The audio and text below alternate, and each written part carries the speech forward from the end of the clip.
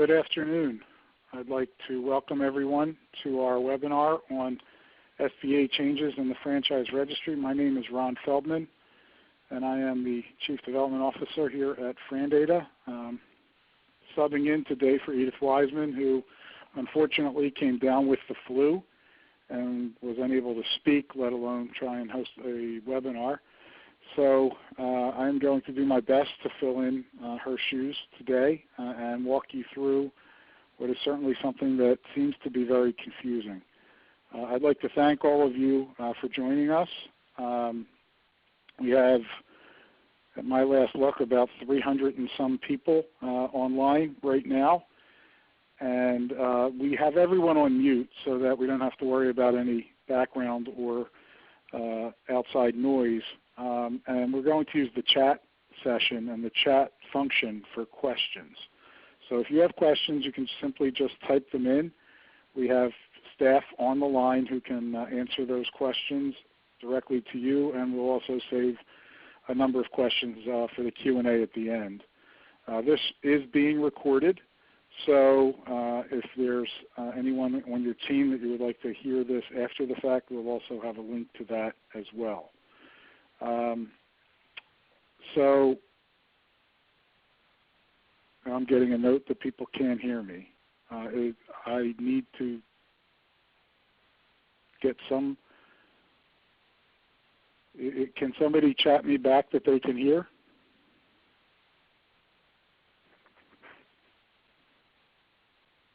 Okay, you can all hear me. Thank you. Thank you. Wow, that was a great way to poll things. It just keeps coming in. Great. Thank you very much. Okay, so let's move on, and we will hopefully try and get you less confused, and we can move forward. So what we're going to address here are the uncertainties and the risks that the new SOP has created. And the question we get all the time is, does this process simplify your lending process or complicate it? And the answer, unfortunately, is yes to both. Today I'm going to cover how the franchise changes in the SOP simplified some things, created some uncertainty, and where it shifted risk. I'll also show you how the franchise registry will make the process as simple as SBA intended it to be, and how the franchise registry will mitigate the risks that have been shifted to you. Yes, lenders, you have more risk now than you did before. So we're trying to make this a seamless process, and over the next up to an hour, we're going to go through a number of functions and a number of things and a number of clarifications of the rule changes. So first thing we're going to do is start with a poll. And I'd like for you all to tell me how you feel about the SOP changes based on the knowledge that you have today. So if you could all complete that poll, we'll give it a little bit of time. Just waiting for enough votes to come in.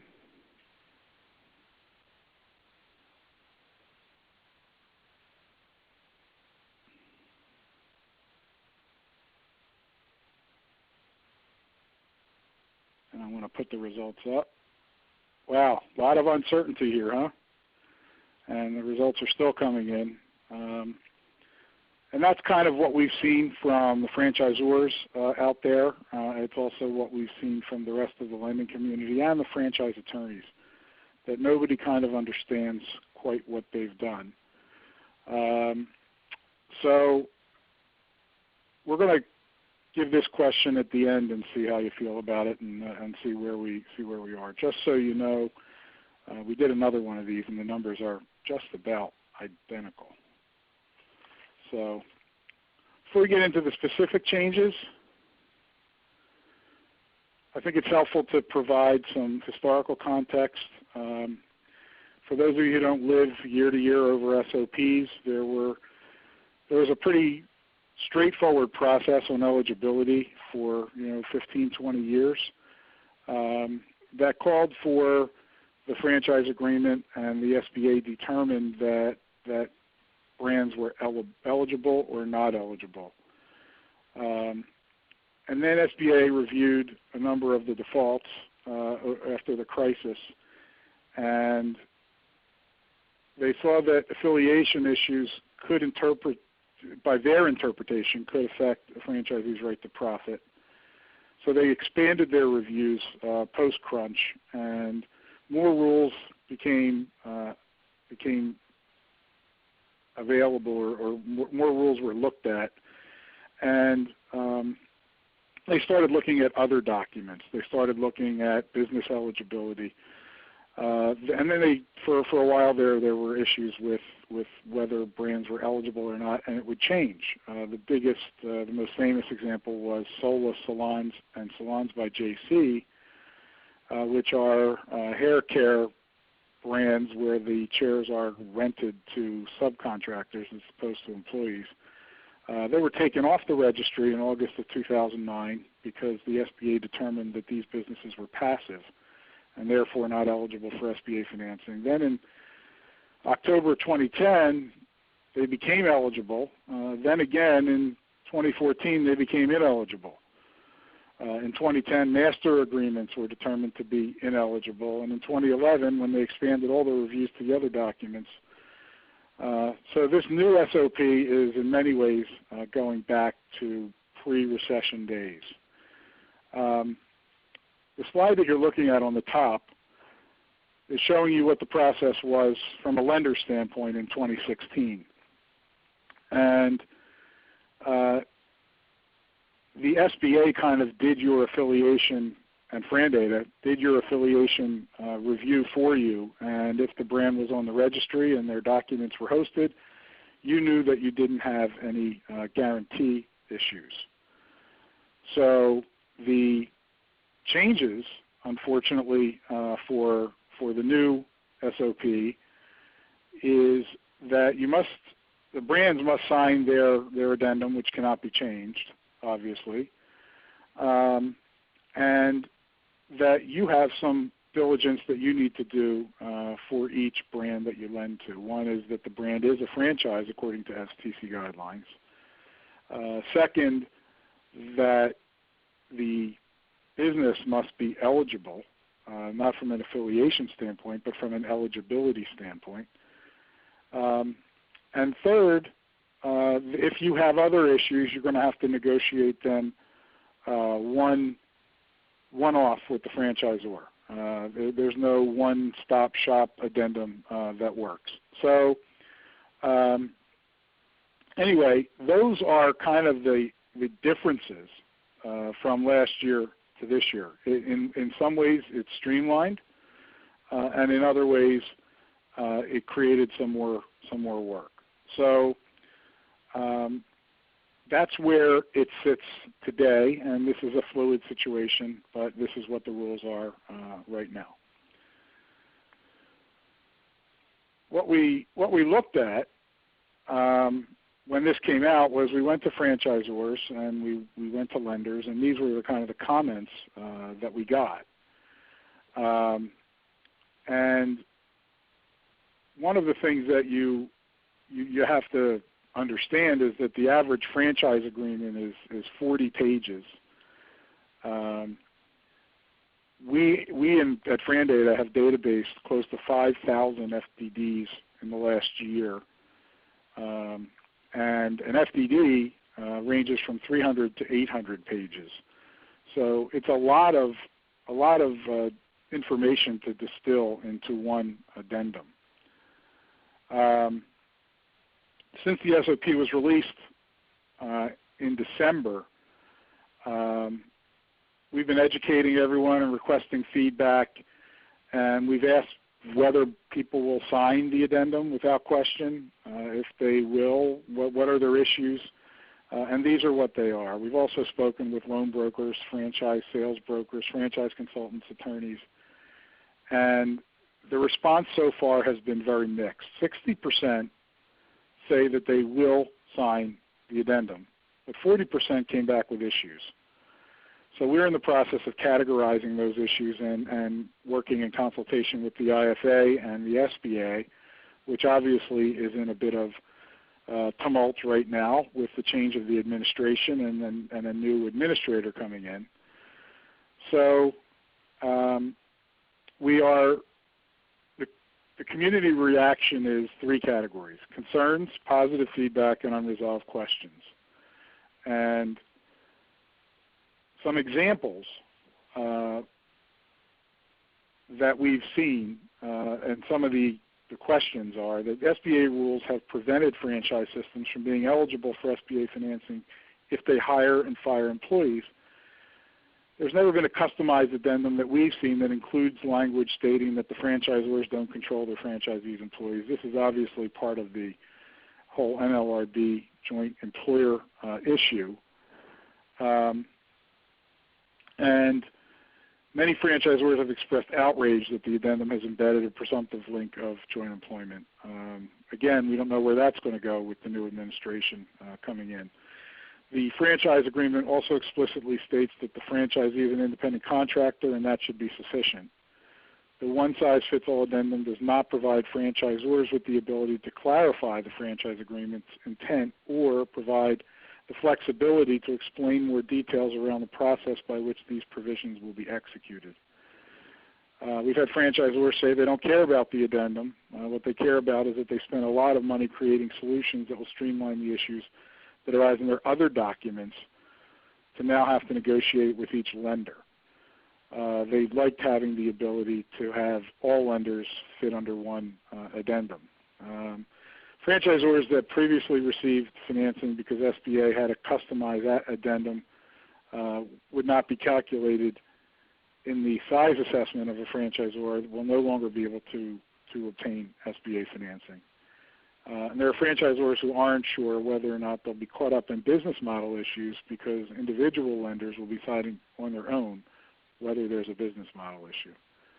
Finally, there's still some unresolved questions. The first one is, since the SBA has adopted the definition of a franchise based on the FTC rule, does that mean the 7 FTC exemptions apply? They talk specifically about one exemption, gas stations, which is included, but haven't had reference to the other 6. Based on the addendum, it appears that previously ineligible brands such as 7-Eleven are now eligible.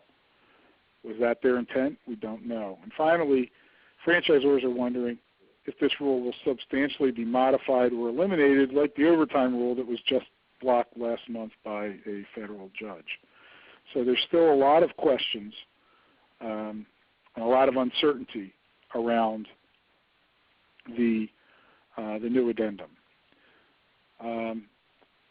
Do another quick poll real quick.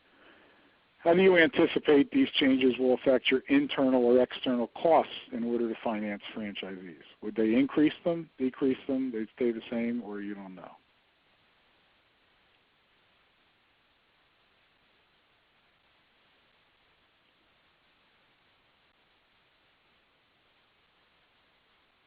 And I'm going to give it another 5 or 6 seconds.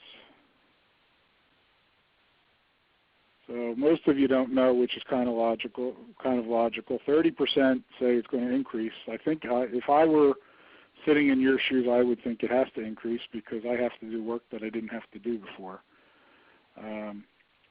But it clearly creates gray where there used to be black and white. So that is that. And let's go to the next poll. And see, do you think these changes are going to affect the number of loans you'll be able to do in 2017? Positive, yes, positively it'll affect it, negatively it'll affect it, or you're not sure whether it'll affect it?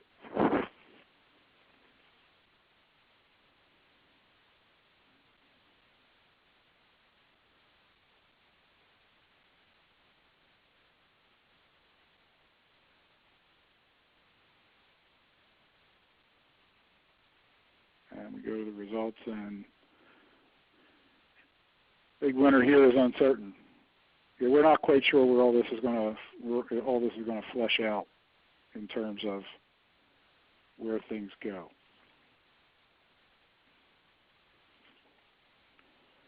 So the next question we've had from lenders is, will the franchise registry that FranData operates be going away? And the answer is absolutely not. Our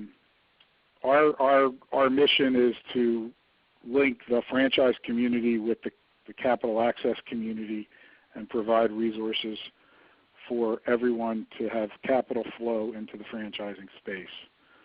The way the SOP was written, it sounded like the registry was going away. The SBA has never hosted the registry. That's something we've always done. And if there's one takeaway you leave with today, it is everything you've had access to before will continue, and lots more, which we'll talk about a little bit further. So don't try and download everything as fast as you can and hope that the registry, in case the registry goes away, it'll be there.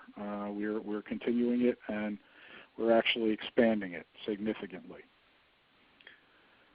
So a new change that started on January 2nd with the registry, for those of you familiar with the screens, there's an SBA tab now. When you look at a brand, and this is Zaxby's, and this is the home screen for Zaxby's, where you see the information on the brand, who the financing contact is, who the sales contact is, and who the SBA contact is. Their funds number, yes, the funds system will continue. We'll talk about that later. You'll see the brand's fund score if you're part of the subscription model. We can talk about that, or you can, if you have interest in learning more about that at the end of the call, you can just send us a note, and whether or not they're active. And you'll also see at the upper right a portfolio button. Keep that in mind. It's something that you will need to use.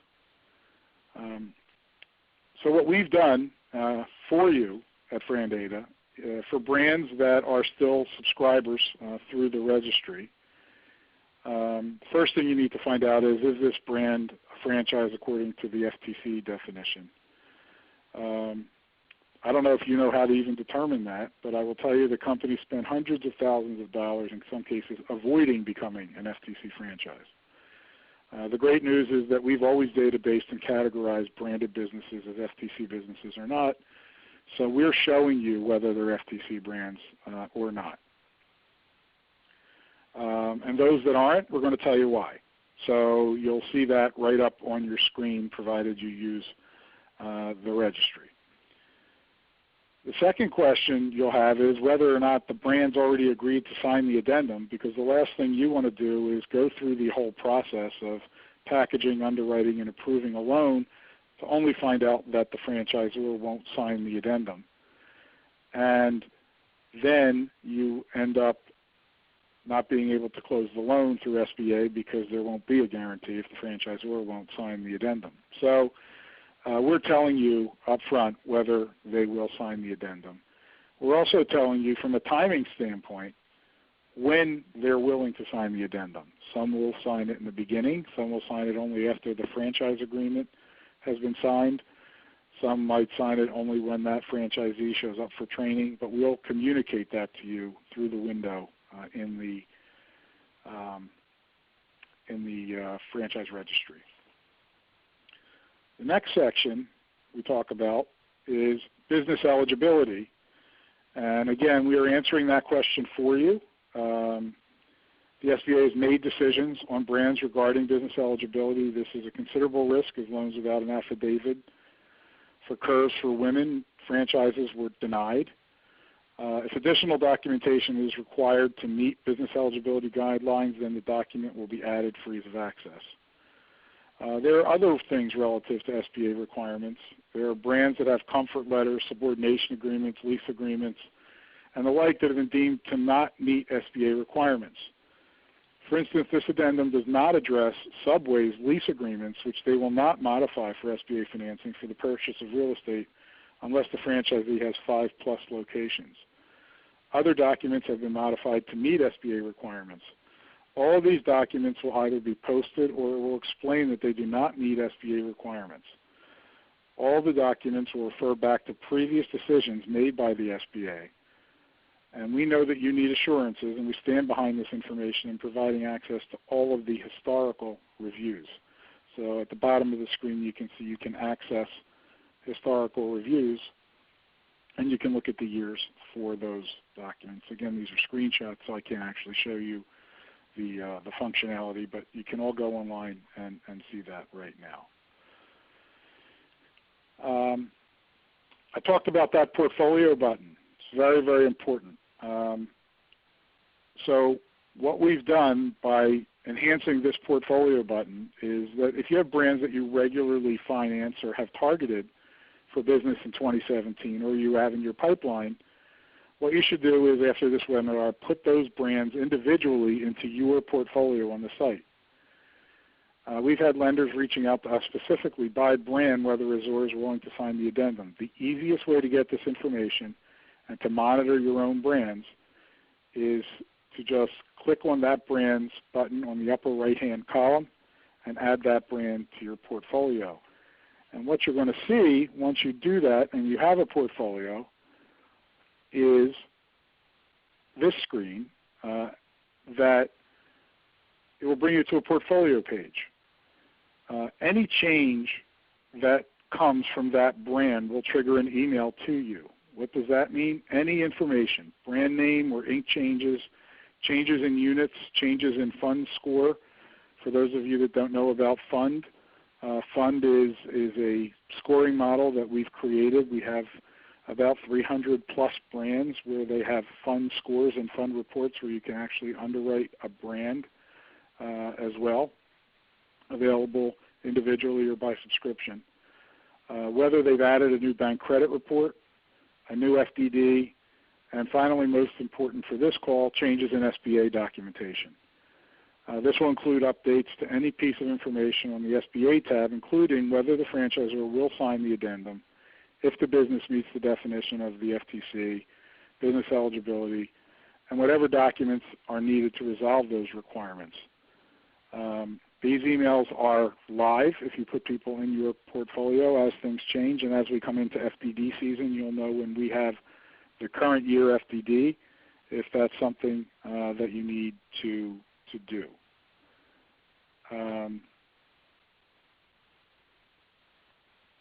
The next screen is your notification screen, and we don't want to bombard you with emails. So we're going to give you the opportunity, or you have now the opportunity, to tell us how often you want these emails, whether it's once a week, whether it's once a month, and you can just set them. The check marks that you see here are the defaults, so it's weekly on a default basis. But if you want to change them, you certainly can do that. There's some other issues.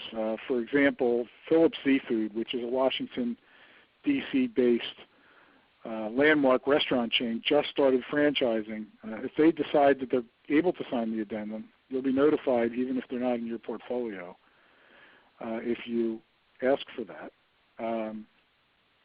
This is a community interest site for you, and you'll get out of it what you put into it. In other words,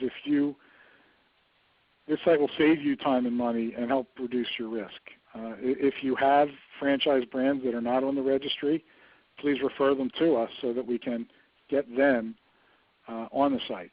There are notifications that are separate for paying subscribers versus lenders that have free memberships.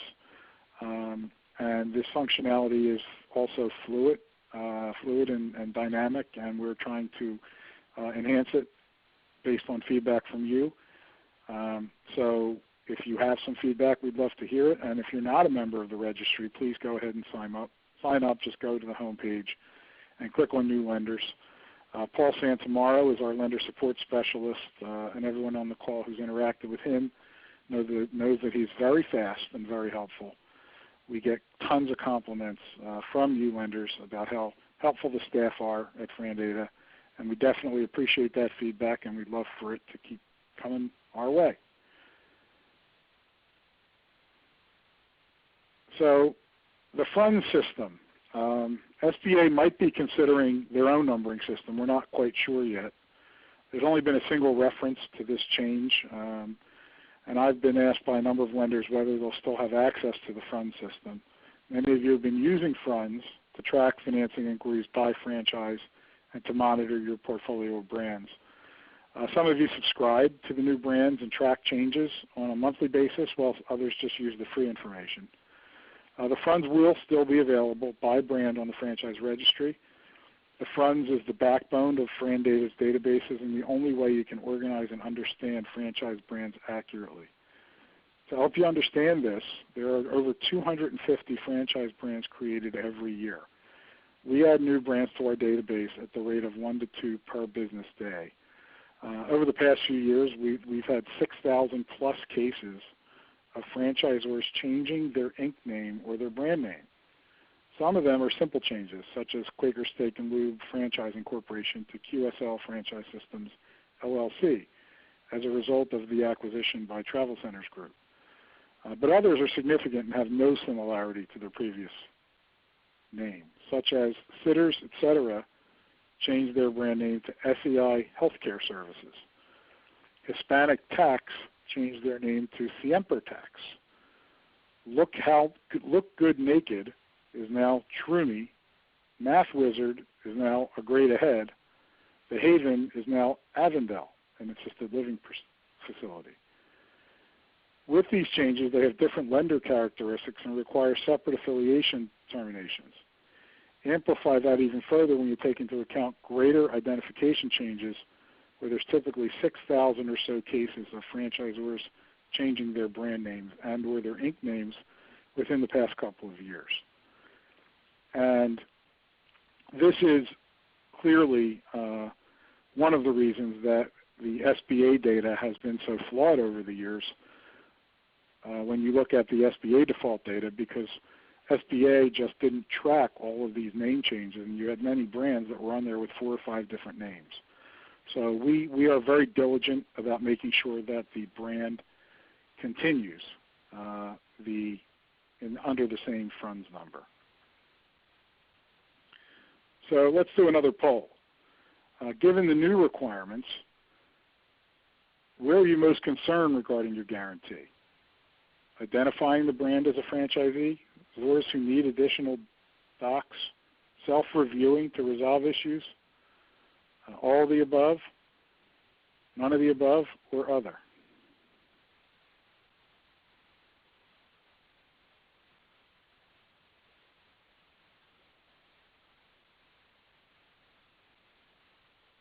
Let's wait till we get a couple of hundred results here.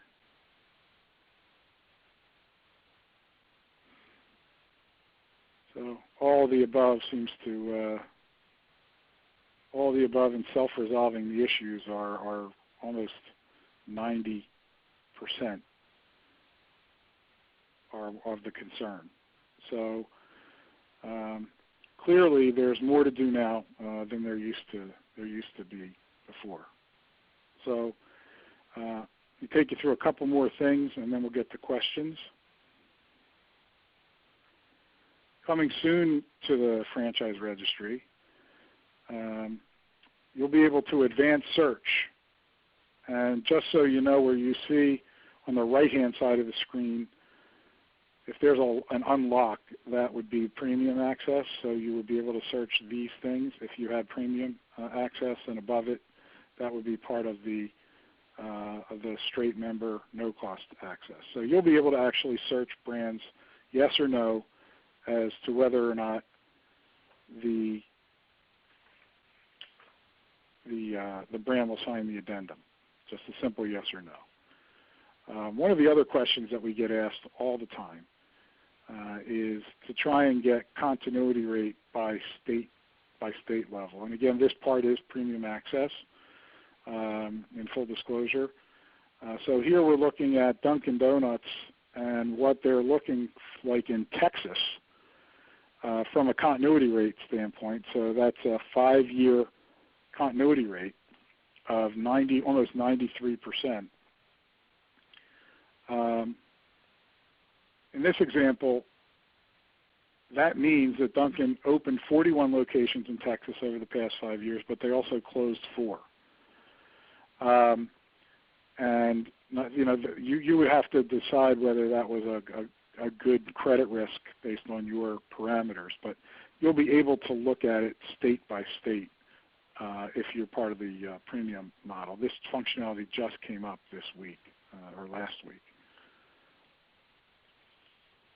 The other thing we've added is a feedback vehicle for you, for the lending community. There's a wealth of knowledge in the lending community, and you're not privy to it because information exchanges happen over individual conversations, generally at bars at the NAGLE conference. Now you can learn from your peers based on this new rating system. You'll have the opportunity to rate your experience with a brand. You can do it anonymously under your bank's name or under your own username. You can talk about your experience with the brand, how responsive the franchisor was to the financing process, or if a loan defaulted and how did they respond. I've heard positive and negative feedback. Lenders have had to sue franchisors. Lenders have worked with franchisors to help them buy failed locations. This is critical information. Remember, this free part of the site is a community of interest site for you, for the lenders, and is specific to franchise lending. If it is a good or bad experience, you can articulate why. These comments will be aggregated to educate lenders. The ZORs will not see your bank name or your name. Furthermore, positive feedback will be aggregated for best practices back to franchisors. So here's a place for you to have your own Yelp rating for franchisors based on your experience in placing financing for them and based on your credit experience and how they've treated you, the bank, in uncertain and negative situations.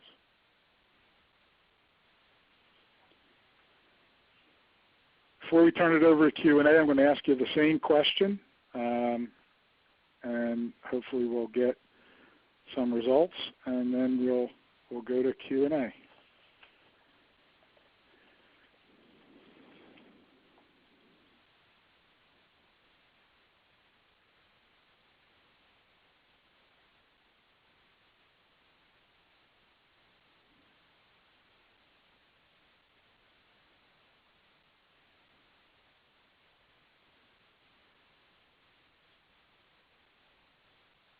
%.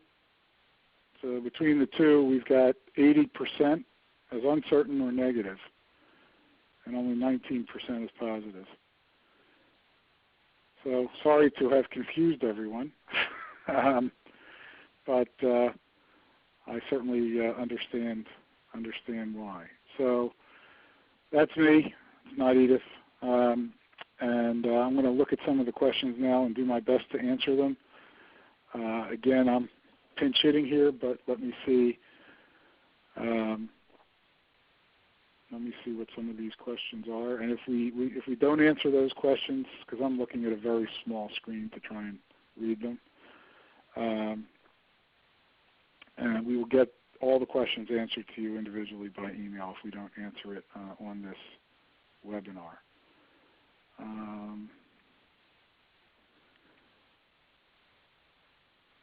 Fran data says business is eligible, then SBA says it's not. What then? Well, we'll have the history and the documentation to say why we believe it's eligible. But that is something that ultimately is a decision that you're going to have to make, but we will give you the ammunition with which to defend yourself based on our experience. Can someone smarter than me answer this? How are we supposed to submit an SBA app if the brand will not sign the addendum when SBA needs it executed and submitted with the app? I'm not an attorney, but would bet the brand just cannot do it for one because it must do it for each franchisee. I think that's based on the timing issue. The easiest thing for that is if you look on the registry, it'll tell you when, in fact, that brand is willing to sign it.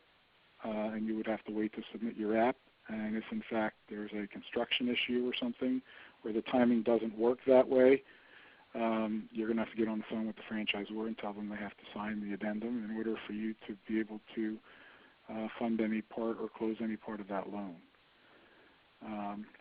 How do we know if we have all of the documents required for eligibility? For example, if the registry states that no additional docs other than the addendum are needed, find out later the franchisor requires an additional document besides the franchise agreement Now what? Are we at risk? Well, if the franchisor is listed on the registry, we will have told them as to what their other agreements or documents are that they require, and we will. You'll be able to see that. If they're not part of it, we would encourage you to have them become part of it or ask the questions directly to the franchisor.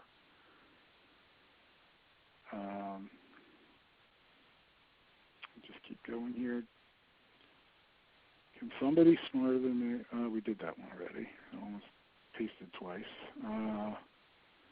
Is the SBA tab and Fran data up to date with this new rule so we as lenders can see that they agree to sign the addendum? It is changing literally every hour.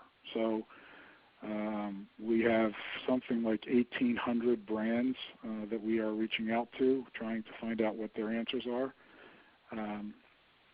And as we get those answers, we will populate it. If we don't have it yet, we will get it. But we are working diligently to get those answers for you as quickly as possible. The additional documents needed listed on the franchise registry doesn't actually give you a document. It gives you the name of a type of document. We'll be adding the actual documents to the registry. And are all these, so this question, I'm not sure because it's mechanical in terms of how the website's working. So Nancy, if you could just make sure that question gets answered by email, that would be great. What was supposed to be the benefit of the changes? I don't see any. Well, I shake my head sometimes too. Oh, now I finally get to the part where it says just look at the questions tab instead of the chat box. What percent of those won't sign the addendum would have otherwise been eligible before the change? I would say probably north of 95%. The 40% that said they wouldn't, that we polled, all used to be eligible.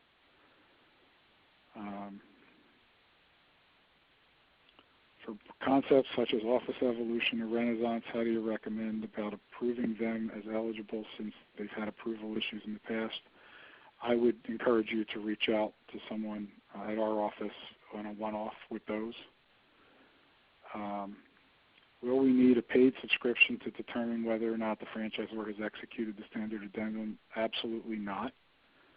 The paid subscription is there for business development purposes, for you to target brands, and it's there for you on the underwriting side to get the state level data. Those are the two major functions that we have on the paid service. That and obviously the fund score subscriptions. So those are the main functionality of the paid side of the website. But no, the answer is you can get everything that you used to be able to get. On closed SBA loans prior to this change, do we need to go back to borrowers and ask them to have the franchisor jobber sign the master addendum? If a loan's closed, I believe not. I think this is only for loans that will close as of the date of the SOP. Is the bank responsible for knowing, determining who is authorized to sign the franchise addendum? Well, that's a very interesting question. I think if a franchisor signed it and sent it to you, an agent of the franchisor signed it and sent it to you, it's not your job to vet that they're actually able to do that. But doesn't mean that there wouldn't be a problem later. About dealerships, I have one giving some pushback since they claim to not meet all the definitions to be considered a franchise. That's something that we'd have to deal with one-off as well. Can you speak to affiliates? My understanding is that we no longer have to check franchise and licensing agreements for those. That was a change made in the last SOP, and that was for the borrower that had 4 7-Elevens and was opening a Massage Envy, and it used to be that because the affiliates were not eligible, that the borrower wasn't eligible even with an eligible brand. You no longer have to see if affiliates have eligibility issues. That was in the last SOP. Are franchises SBA eligible if they are not FTC compliant? What is the relevance of FTC compliance? Well, Federal Trade Commission is the agency that regulates all of franchising, and it's what forms the FDD. There are some hybrid companies like Ace Hardware, where in certain states they're franchises and in other states they're co-ops. But that, again, that's more of a one-off situation. This webinar is more informative than our industry association with the presentation of changes with SBA on the panel. Thank you. Oh, you're welcome, and thank you for attending. So the franchisor will sign the addendum once, not for every loan. I believe they're going to have to sign it for every loan because I believe the borrower's name is on the document. How do we know this? That was the same question that we got before. How long do you think it will take FranData to upload the information for all the franchises, such as historical data on previously submitted SBA approvals on the registry? Well, all the historical data is there. The information that we are working on is getting the current information as to whether or not franchisors will sign the addendum.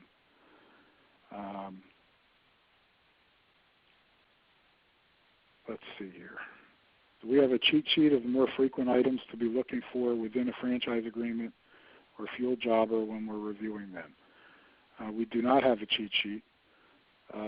Something that, Nancy, maybe we can put that on our to-do list, but we don't currently have one. Underwriting requirements are the same. I'm assuming that's from a credit standpoint. You still need an eligible borrower. You still need the brand to be eligible outside of the addendum, and you still need to have an ability to repay. So yes, the underwriting requirements for the most part, yes, are the same. Some addendums date back to 2005. Well, if there's an addendum from 2005, it probably wasn't valid since 2006. So we would have to, so that was from someone named Ernie Chambers. Ernie, if you can just reach out to the office directly on that one. I think I got to most of your questions. I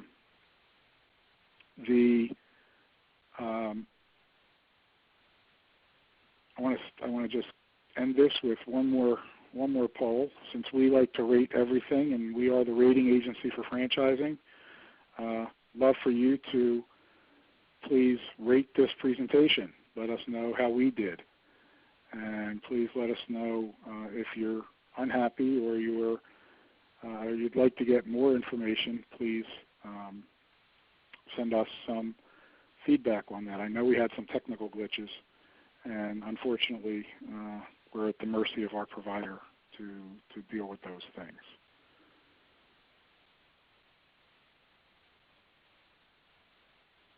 So it looks like 75% think that we were good or excellent, and 95% think that we're good, excellent, or satisfactory. If you did give us a poor, please send us a note. There's only a few of you. I would like it for personal reasons. Make sure that I'm doing my job, and the company would obviously like it as well, to make sure that we are all doing our job. I want to thank you all for your time, and we look forward to navigating these choppy waters with you for the balance of the year. So good luck, everyone. Have a great January. If any of you are coming to the IFA, we will be there. We're speaking at the Finance Summit. Edith will be speaking. I'll be speaking on the private equity panel. And I'm also running an emerging franchisor boot camp after the IFA. So there's one more comment. Paul Santamaro is great. Yes, we know he is. So thank you, everyone. Take care. Bye-bye.